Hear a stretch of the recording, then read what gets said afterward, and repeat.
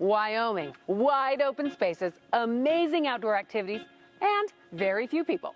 Now, I do enjoy my space and my privacy.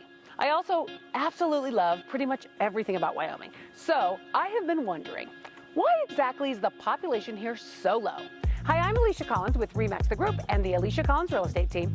As a real estate agent, I have to say, I do enjoy it when people move and find a home and property that they love, especially when they move to the Casper area. That way, my team and I can do what we do best, which is to help people find exactly the right Wyoming home. But really, why don't more people move here? Last week, when I was out showing houses in freezing cold temperatures, I thought that maybe I had the answer to the question, the weather. We just went through an unusually cold week with below zero temperatures and wind chill temperatures well below zero. And I thought to myself, yep, this could be one reason our population is so low. Honestly, as I have covered in some of my other videos, the weather is a little on the tough side some of the time. But I promise you, it is not the worst in the country. I mean, Alaska has very cold weather, no sunshine during the winter, and it turns out that most of the populated areas in Alaska have a higher population density than Wyoming. Newsflash, Wyoming has the lowest population of any state. To be clear, Wyoming is ranked as having the 5th coldest winter in the U.S. And yet, the 4 colder states still have higher populations than we do. Okay, so it is possible that some people might not like the weather situation here, but that alone isn't enough to answer the question. What about access? How do you get to Wyoming? How do you get through Wyoming? Well, I think the answer to that question may give us another clue as to why our population remains so low. Years ago, as the West was settled, many of the pioneers traveled right on through Wyoming on their way to gold, fame, and fortune in the West. Okay, so maybe not right on through.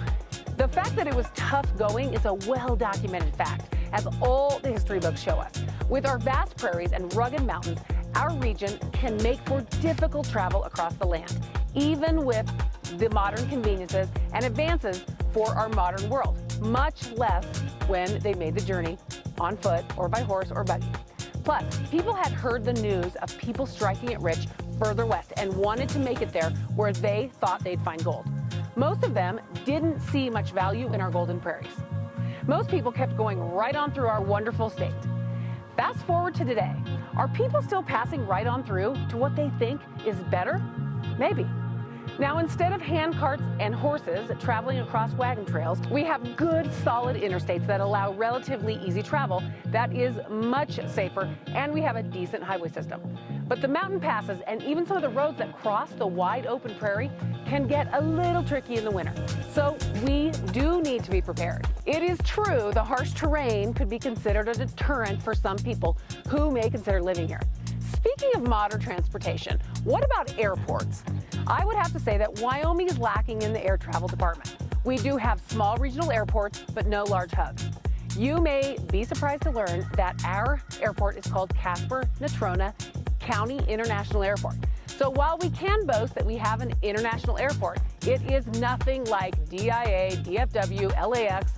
I do fly in and out of Casper sometimes, but there are limited destinations and sometimes cost-prohibitive pricing to contend with, especially if you're traveling with friends, family, or a large group of any kind. I know that I am not the only one who struggles to decide, do I drive to Denver to catch a flight or spend a lot and risk a flight cancellation by flying out of one of our smaller regional airports?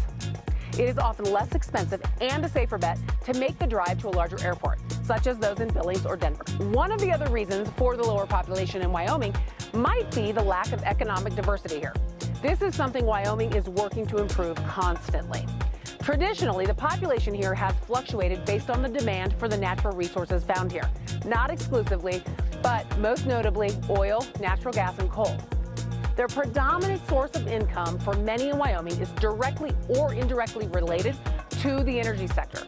So our population increases when the demand is up. But of course, on the flip side, when demand in the energy sector is down, many people leave to find work elsewhere.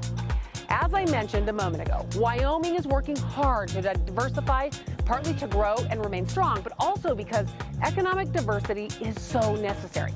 Growth has been seen in the tourism industry, technology, fintech, blockchain innovation, and more. Wyoming is strong, and through perseverance, strong leadership, and the great people of Wyoming, we will continue to grow and diversify our economy. Here's an interesting fact for you. Did you know that the federal government owns a little over 48% of the land in Wyoming? This too plays a factor in our lower population. In addition to federal lands in Wyoming, there are numerous privately owned large ranches that are populated, but not by people. Again, these factors aren't enough to be the only factor contributing to our lower population, but they are definitely part of the equation. When I look at this list describing Wyoming as having a lack of infrastructure, a lack of economic diversity, a dry, formidable landscape, a harsh winter, and harsh weather, it really doesn't sound all that appealing to me. But the great news is I know better. I can look past these potentially negative aspects to see the shining gem that is truly Wyoming, and the Wyoming that I know and love. Beautiful, wide open spaces with so many activities year-round. And yes, perhaps the best part is that while there aren't that many of us, the people in Wyoming are the friendliest people I have ever met. So even though there aren't many people who know how great Wyoming is, I want you to know. Thanks for watching. Be sure to subscribe and follow my channel for more videos about Wyoming. I love it here, and I want you to love where you live too. We love that you join us on this channel to watch our videos. We have time for you, and we'd love to chat for you. See you soon.